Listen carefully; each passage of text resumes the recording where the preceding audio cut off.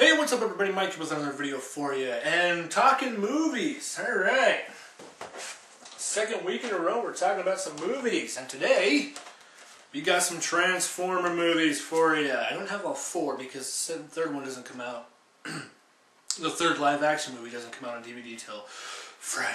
So, I only got three movies right here. But we're going to talk about all four. Alright. Starting with Generation 1. Transformers, the 1986 movie. Alright, started it all. Basically, you sum it down, you break it all down, you do all the down stuff. It's an 86 long commercial. Because what they're doing in this movie is swapping out the old product and bringing in some new stuff.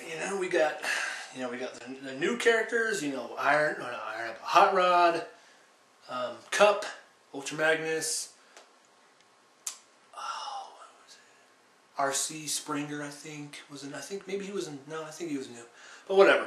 I'm killing off the old guys, Optimus Ironhide, Ratchet Prowl, Wheeljack. Wheeljack doesn't even get a death in this movie. You just see RC dragging somebody, laying him next to Wheeljack, and Wheeljack's like blown to pieces. Like, what happened? What happened to Wheeljack? Bring back Wheeljack. So, okay. 1986 movie. Now, the problem I have with these movies is people always want to say the biggest complaint about the live action movies is that they're not like G1. Well, they're not supposed to be like G1. They never were. I mean, you know how many series of Transformers there are? Like 6 or 7 in the released in America. There's probably like 30 or something, including all the Japan series and whatever, or the Japan series, the Japanese series. How could you say these movies have to be like G1? Just because it's the first one doesn't mean they have to be like it. And I'm sorry, I don't want to go see a movie where all they're doing is looking for Energon and trying to send it back to their home world. That's a stupid idea. I mean, that's all the freaking first 2 seasons of Transformers were, was Megatron trying to find some Energon and send it back to Shockwave on Cybertron. And for 2 seasons he didn't even come close. Okay, he actually got Energon on the planet, but you know what? The Autobots said, hey, no, boom. They blew it up and Megatron fails. Once again. For like 80 episodes, he did nothing but fail. 1986 movie. Start of the movie. Megatron's winning. Megatron's kicking some butt. Megatron is amazing. And we never get to see how he did it. He just... One day he was sitting at his desk and was like, boom, brilliant plan. There it is. Whatever plan that was, Megatron thought of it, took out the Autobots and returned to Cybertron with a load of freaking Energon or something. I don't know. And I'm sorry. Let's look at the odds here.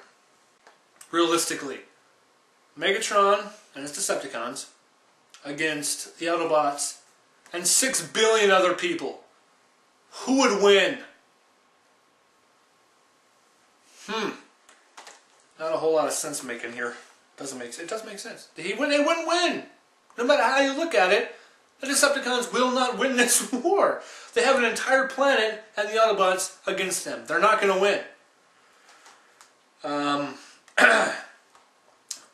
At the very beginning of this movie, after the credits roll, before the credits, we get introduced to a planet-sized Transformer. Well, at the time we didn't know he was a Transformer because he doesn't transform until the end of the movie, but he's a gigantic Transformer. Pretty much what it is. And, at the beginning of the movie he just decides, hey, I'm hungry. And he goes and eats a planet, full of robots. Little kid robots running around, how cute, very innocent-like. And this friggin' gigantic planet-eating Transformer comes along and ruins their day. In fact, I think only one robot survives this whole thing, and he later dies in the movie. So that whole civilization is wiped out. They're done. See you later. Have fun in the Matrix. Speaking of the Matrix, what is the Matrix? We're introduced to so many things in this movie that they're not explained. I had no idea what's going on. What is that? Who is that? What's going on? What the hell? What are these 2 moons in Cybertron doing? Where do they come from? Cybertron has 2 moons all of a sudden? What's going on? You know, in the Matrix, it's explained that it's handed down from leader to leader to leader, and, you know, apparently they can only give it away when they're dying. They can't just retire. They have to just give it away when they're dying, you know. You hold it until you die, but when you're dying, you make sure you get it out of there, man. It might be explained in the comic books or some Wikipedia, you know, Transformer Wikipedia type of thing, but I have no idea who had it before Prime. Was it Alpha Trion? That wasn't explained. But, you know, Alpha Trion is still alive, so.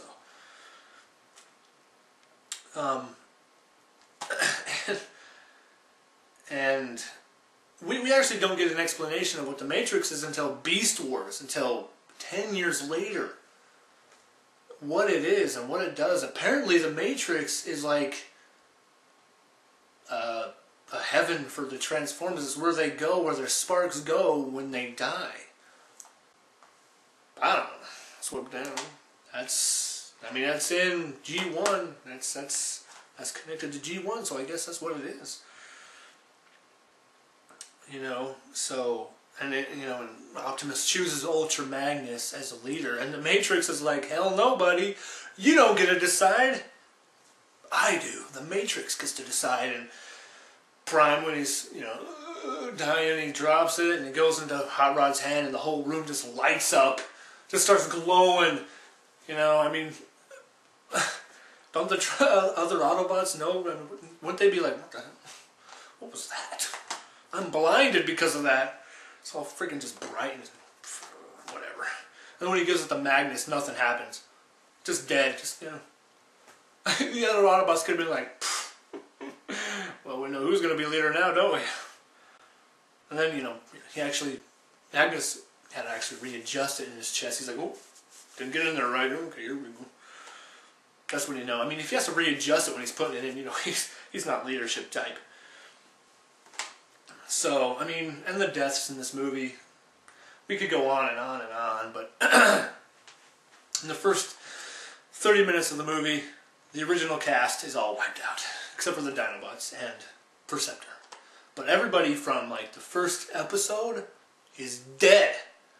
I mean, the first one to go down, I think, what was it, Prowl or Ratchet? I mean, when you know, the Autobots are flying the Autobot shuttle, Decepticons come in and just kill everybody. I mean, Ironhide has the worst death in the movie out of everybody. I mean, he gets blown to smithereens.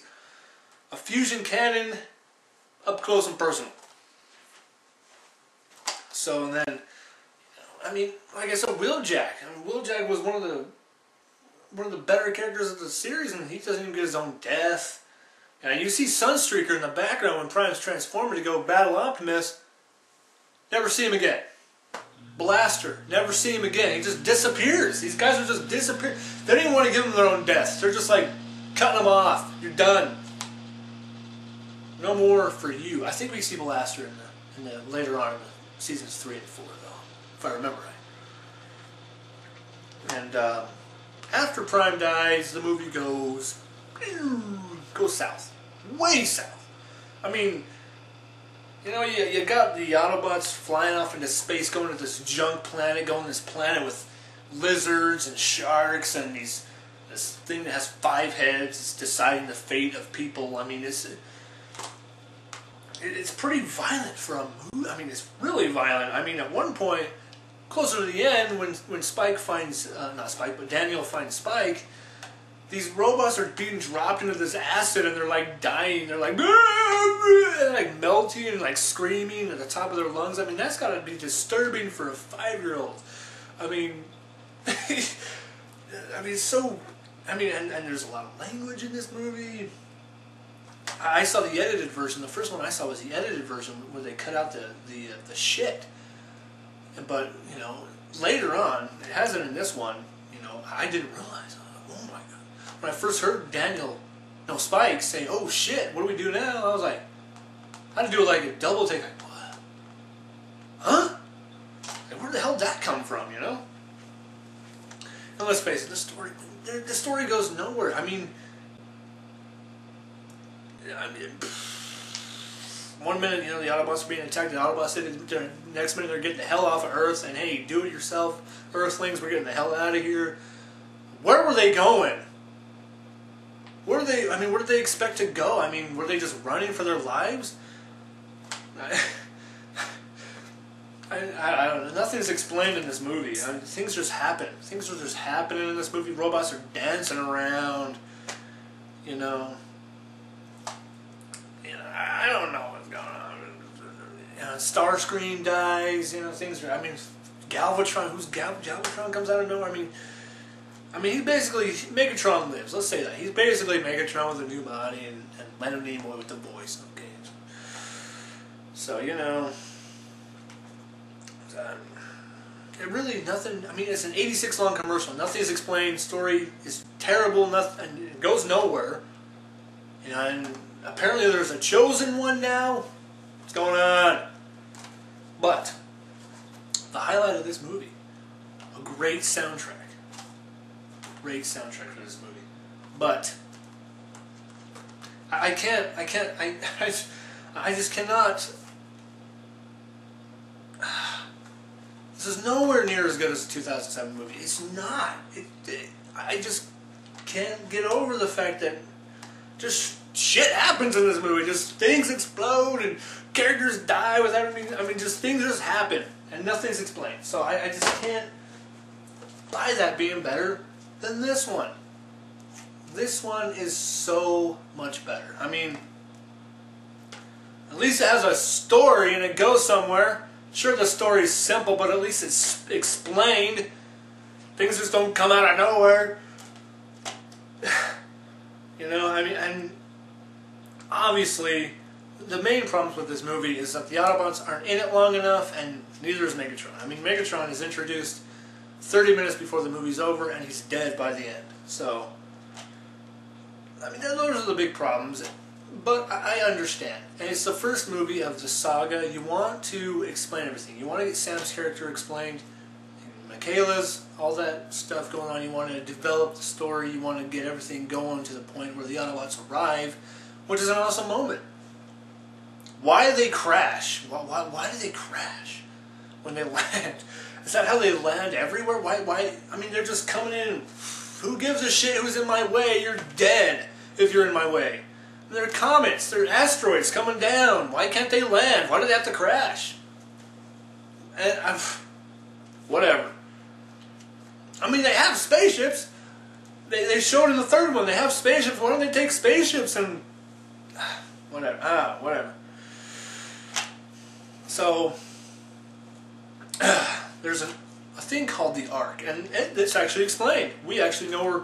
Yeah, a little bit of it comes from, you know, it creates worlds and fills them with life, which is pretty awesome, you know, and at least we get an explanation of where it comes from, or where they believe it comes from, you know, and it's their offspring, it's what makes them, it's what gives them their power, it gives them everything, you know, and they worship it. I mean, they have a war going on because of it. Why is there a war going on in G1? Megatron just had a bad day one day. He's like, oh, I'm going to blow some shit up. So, you know, yeah, I mean, it's just better explained. I mean, and the story is better. I mean, you can argue about it. It's a simple story. I get it. Plot holes? What movie doesn't have plot holes? What science fiction saga does not have a plot hole?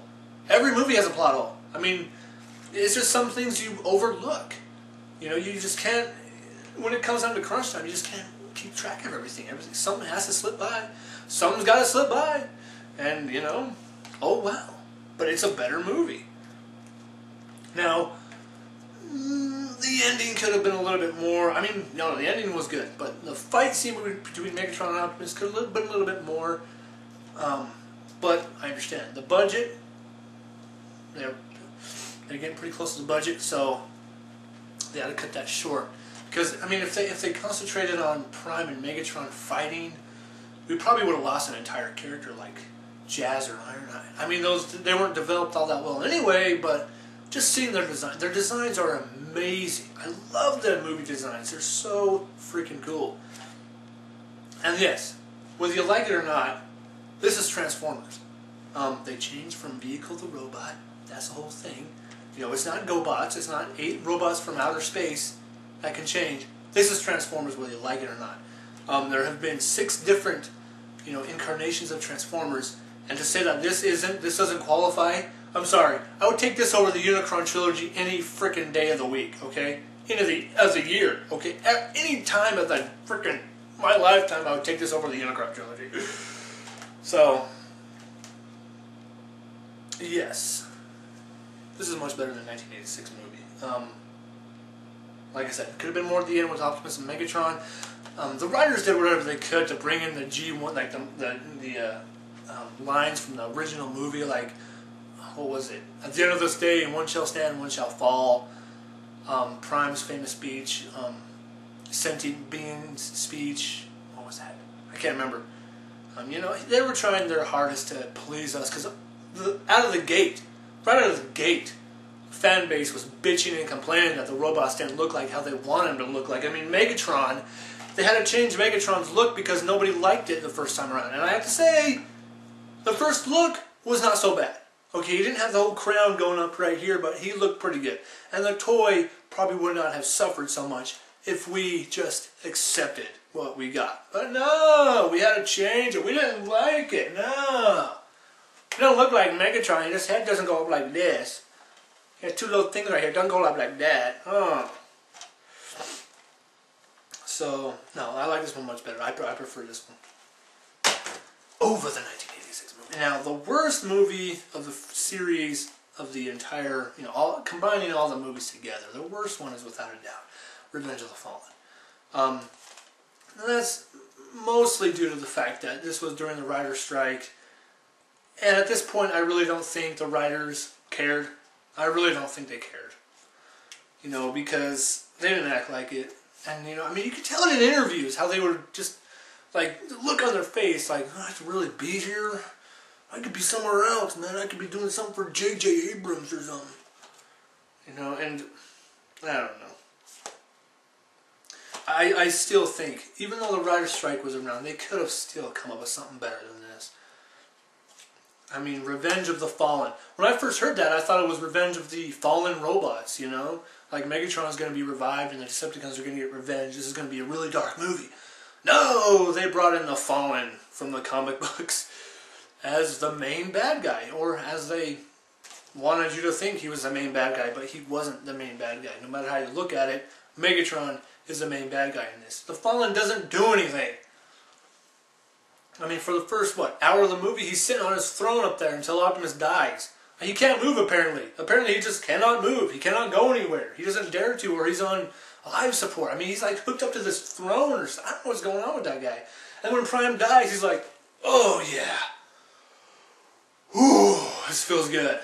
I can move again. Suddenly, I can move. Because, you know, only a Prime can kill the Fallen. Because the Fallen is such a badass Transformer. So badass that he lasts a mere 30 seconds against Prime in the end.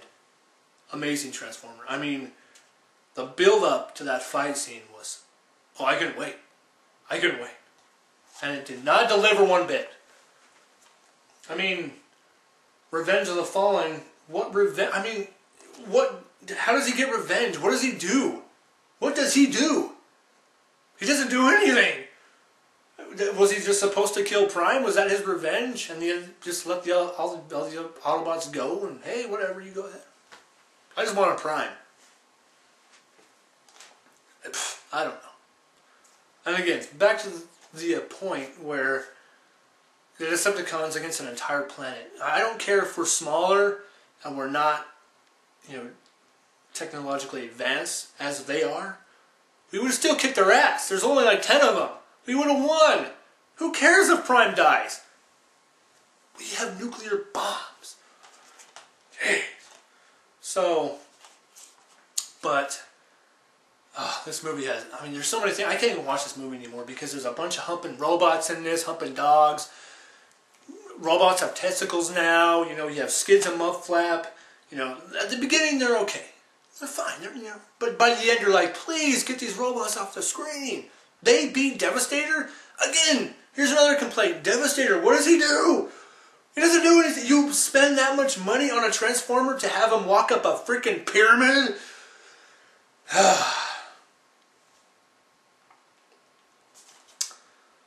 Oh man, I mean, just thinking about this movie pisses me off. I mean, after Prime dies, the movie goes south. Again, this has the same problem as a 1986 movie. The movie goes downhill. Nothing gets better. It drags on. In fact, this movie's about a half an hour too long. And the ending battle was so long. I mean, here's where they could have saved a terrible movie by having all the, I mean, the Autobots are being surrounded. I mean, Epps and Colonel, forgot his name, Josh Duhamel. I can't remember. Lennox, as it is. I mean, they're being surrounded by all these Decepticons coming in, and it was so terrible. I mean, it was such a long, drawn-out battle. I mean, nothing happened. I mean, it was so boring. I mean, the best parts about it was when Bumblebee kills Rampage, and then Prime gets revived and kills the Fallen. Those were the highlights of the final battle scene. The rest was just dragged on and pointless, and it's like, just get to the point already, guys. I want to go home. So, you know, I mean, I could go on and on and on about the problems with this movie. The story's terrible. It doesn't make any sense. I mean, only a Prime can kill the Fallen. In the beginning scene, we see like 3 or 4 of them stab the Fallen with their staff. Is that not enough to kill him? I mean, what does it take? Apparently, you got to rip off his face and take his spark out. Here's another thing I want to bring up. Optimus freaking Prime. Okay. In the first movie, he could barely handle Megatron. I mean, he was being thrown around like a rag doll by Megatron. Okay.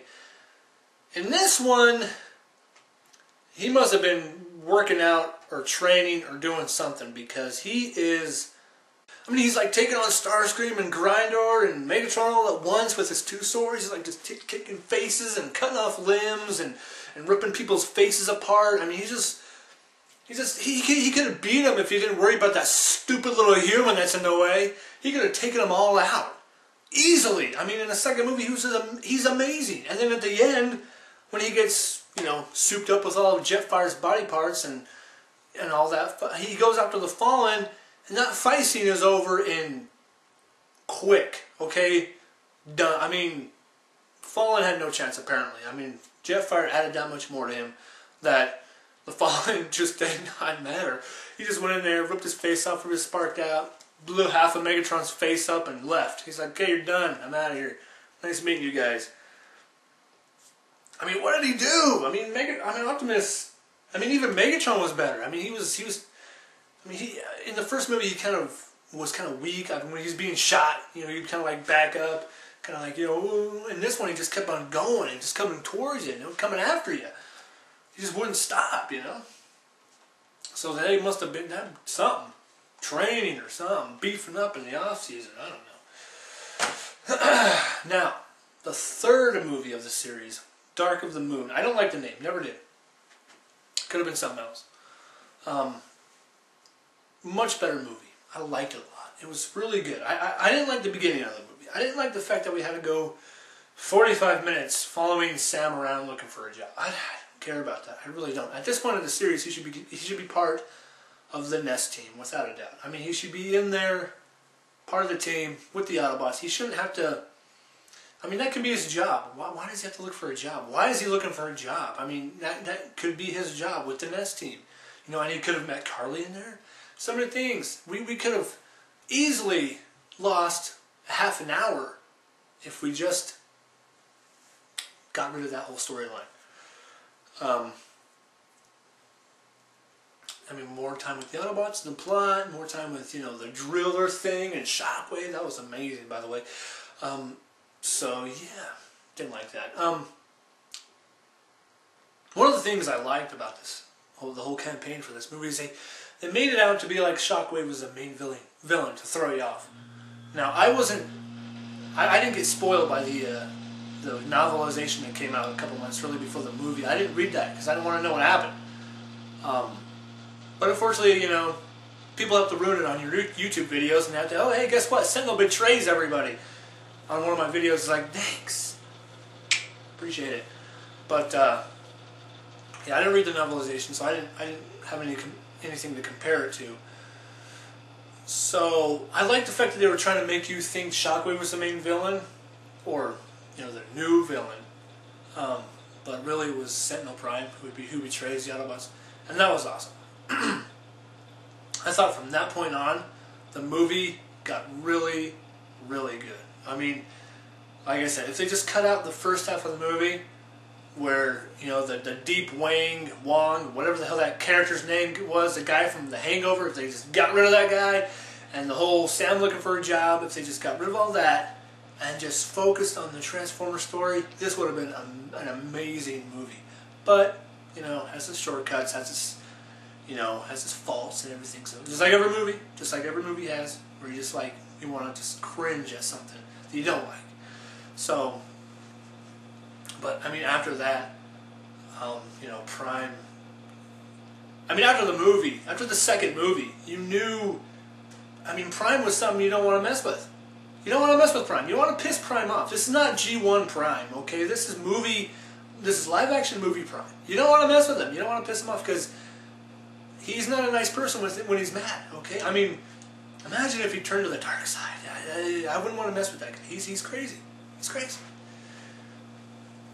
And when Prime confronts the Fallen in Washington, in a park somewhere, he's like, this isn't over. I was like, oh, Sentinel's dead. You're dead, Sentinel. There's no coming back from this. Prime's going to whoop your ass. He's going to rip your head off. He's going to do something. He's going to do something to you. You're dead. Okay? You just don't live from that kind of promise. You don't get a promise from Prime like that and you're going to live. Sorry. There's no escaping it. You can't apologize for anything. You're done. You know? So, I mean, Carly, another subject, Carly, you know, I mean, Carly, what are you going to do? She really didn't do anything. She was there just to create some kind of a love triangle between Dylan, her, and Sam. You know, Sam was being this paranoid boyfriend, thinking, oh, I'm going to lose her to Dylan because he's a rich guy with a bunch of cars and he's got a lot of money and blah, blah, blah. And at one point he does, because Sam chooses the Autobots over her, and she, you know, she freaks out like a woman does. I'm just kidding. But she goes off with Dylan and everything, and that's pretty much her role. I mean, she's a good actor, about as good as Megan Fox, which is pretty good. I mean, her first movie, and it's a big movie, so she did pretty good. She did pretty good. Nothing wrong. I mean, would I rather have Megan Fox? I think I would rather have Megan Fox, just because she was in the first two, and it would have been nice just for her to complete it, just to complete the series. I mean, they're planning on making a fourth one. Who knows if Shia LaBeouf is going to be in it or not. I prefer not. And Michael Bay said he's done. So, I mean, it would have been nice just to see Megan Fox complete the trilogy.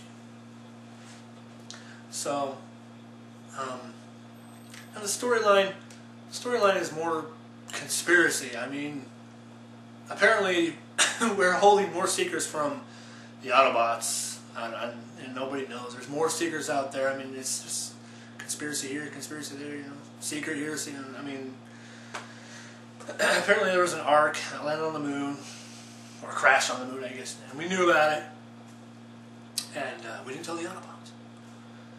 The Autobots save the day countless times, and we, the other humans, don't tell them about this ship that's up there. I don't know why. But the ship is carrying Sentinel Prime and a bunch of pillars. That opens up a space bridge, you know, that's so they can transport resources and whatever, or whatever. So, I mean, that's pretty much what it boils down to. And Sentinel and Megatron actually have planned this a long time ago. You know, back when the Ark first left the first left Cybertron, him and Megatron were actually going to meet up on Earth, and you know, the whole whatever, do whatever they're gonna do. So that's that, and that's pretty much the story. Yeah, that's pretty much what it is. Not much going there. It's pretty. I mean, it's the last movie of the trilogy, so you don't want to go too deep. I mean, it's really a bunch of conspiracies and whatever going on in this movie. You know, and yeah, it's pretty good. And the action scenes actually deliver really well. They have another freeway chase scene in this one, pretty good. The Decepticons actually transform on the freeway and start running after Sentinel Prime and the Autobots, and you have Bumblebee transforming in midair, you know, flipping over his truck that's tipping over. Sam's like in midair, flying, like, oh, you know. That was an awesome scene. That was pretty good. I like that. I mean, a lot of new characters in this. We got the Wreckers. We got Dino. A brand new character, apparently. You know, that's pretty awesome. We get a brand new character from the movies. I haven't seen a toy. I don't know if there's going to be a toy, but that's awesome. I mean, the whole time they're basing characters off of other things. This is a brand new character that people can just go crazy with in the comic books or something. That's pretty awesome, I think. You know, I think he was going to be called Wheeljack or something. I can't remember. He had a different name, but Dino, brand new character, pretty awesome. We have a Q. I think his name was Q, who later dies in the movie from being executed by Soundwave. Nice dark movie. In this one, they kept the humor really light. I mean, the only wacky part of the movie, there's like two parts where you just want to, like, you know, just pull your hair out, is when they have Deep Wayne or something. You just want to, like, you're hoping that he is not in the rest of the movie. And then when Sam starts freaking out because these, you know, gate guards are touching his car, he starts screaming at the top of his lungs, and it's just like, shut up. I had to deal with you the first two movies. Can you not grow up a little bit? Can you not develop your character a little bit more? Stop. Just shut up and stop your screaming. I mean, and when they let him in, he's still bitching and complaining. It's like, shut up. You know, who kill this guy off already? Have a sad moment in the movie where, you know, the main character actually dies. I mean, do I care? No. I don't give a damn. But I knew he wasn't going to die. I knew he wasn't going to die. So, yeah. Close to the end of the movie, you know, when everything's starting to unravel, you know, we find out that Dylan is actually working for the Decepticons. He has been for a while now. Sentinels betrayed the Autobots. Everything's going downhill. Chicago is being destroyed. This movie's getting really dark at this point. Actually, at one point, it gets to a pretty low point when, obviously, anyone in their right mind knows when Starscream blows up that shuttle, the Autobots aren't there. Come on, you know you can't have a Transformer movie without the Autobots. You can't just kill them all off in one like that. You can't do it. I'm sorry. It's no bueno. But it does get it hits a pretty low spot. I mean, the Autobots are forced to leave. The humans have turned against the Autobots. They don't want them there anymore because they think that it'll save their civilization if they get the Autobots off the planet. So, you know, the Autobots leave. Starscream blows up the shuttle, but the Autobots aren't there in the shuttle. They're like in a fuselage or something that was ejected from the shuttle or something. I can't remember. I haven't seen it for a while. But at the end of the movie, obviously, Sam's going into the city to try to save Carly because she's with Dylan and she can't get out. And he's being a hero, a crazy hero. The hell are you going into Chicago for? You crazy. He's going in there. Epps is with him. You know, good to see Epps back and Lennox, two of my favorite characters from the live-action series. And they're going in, get attacked, find out the Autobots are alive. Yay! And that's where the action picks up. You know, and what I liked about the action in this one, compared to the other one, was it wasn't just in your face, constantly, just non-stop action. They actually had some parts of the final battle scene where they would stop and pause for a second to, you know, let you catch your breath or whatever. Just stop and just, you know, calm everything down and then get it going. Then just calm everything down. Then you get going again.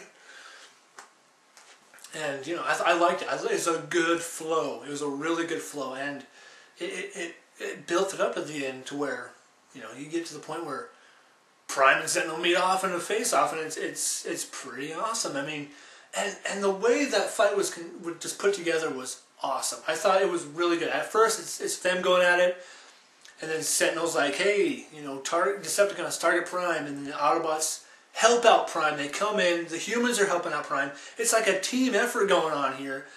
I mean, it's just so it's just great. It's great movie action stuff going. It's just so cool. And obviously Prime defeats. Well, actually, no, he doesn't. So Sentinel Prime defeats Optimus. He rips his arm off, and you know. And here's another problem I have with this movie. Apparently, in the novelization, I didn't read it, but in the movie novelization of the book for the movie, what the hell am I talking about? I'm lost. The novelization for the movie, at the end of the book, Megatron suddenly is like, he wants to be good. He wants to do good things. He wants to have a truce with Optimus Prime. I could not buy that happening in the live. I just couldn't buy it. I mean, through 2 whole movies, you know, the first one and the second one, you have him a raging inferno inside. I mean, he's so angry. He's killing people. I mean, he's torturing his role. I mean, he's mad. He's torturing people. He's killing people. He's doing this. He's doing that. He's so angry. I mean, why would he turn to good? Why would he say, you know what? I don't want to do this anymore. I just want to go back to Cybertron and rule on Cybertron. I don't want to fight anymore. I can't take it. Why would he do that? You'd have to you would have to start his turn at the very beginning of the movie where he starts questioning whether he wants to do this or not anymore. I mean, sure, his confidence was shaken after getting his face blown off in the second movie, but it's not enough for him. If anything, it's Megatron. It would piss him off even more. And it did. I mean, eventually he's planning this whole thing with Sentinel Prime, and he gets his revenge. I don't buy him teaming up with Prime to kill Sentinel. I just don't buy that at all. You know, but I think Carly convincing him to, you know, kill Sentinel was at the wrong time. It could have been at a different time or something, you know. I don't know. It was just, it made it look like Megatron was coming to save Prime, and then Prime repays him by ripping his head off. That's what it looked like, and it just doesn't work very well. You gotta have this happen earlier or something. You know, maybe, I don't know. Maybe they could have had Megatron and Sentinel fight. Megatron defeats Sentinel, and then finish it off with Megatron and Optimus. It was a good old, you know, 5-minute long battle between the two that ended. I mean, there's been a battle between these two for the first, like, the whole entire series, and then the final battle between Megatron and Optimus was lousy. It was worse than the fight between him and between Optimus and the Fallen. So, I mean, what are you gonna do? Who knows? I mean, they can't bring Megatron back again. That's overkill. You gotta bring in Galvatron. That's the only thing you have left is Galvatron, and maybe they can build him up to be a better villain than Megatron was in the live action movies. Because let's face it, Megatron really wasn't a good villain in these movies. I mean, he wasn't a badass. You know, he really wasn't the badass that he could be. I mean, in the first one, wasn't in it for very long. In the second one, he was a bitch to the Fallen, and in this one, he was a bitch to Sentinel Prime. So, I mean, what can you do? But you know. Overall, I mean, you know, it was a pretty good movie. It was actually really good. I mean, compared to Revenge of the Fallen, it was really good. It's not as good as the first one. I still love the first live-action movie. It's just, there's something about it. It's really good. But it was much better than Revenge of the Fallen. It was still maybe a half hour too long. That's too long for a Transformer movie. 2 hours and 34 minutes or something. Too long for a Transformer movie. Cut some of that fat down. But, just trying to think if I got everything. I think I did. That's pretty much it. So anyway, we all love Transformers. That's what we do. We review them. We do stop motions. We just talk about them, comic books, everything. We do all that kind of stuff with the Transformers. Give me your opinion on what you think of the movies. You know, video response or a comment or do whatever you want. So I guess that's it. You guys have a good day, and I'll catch you later.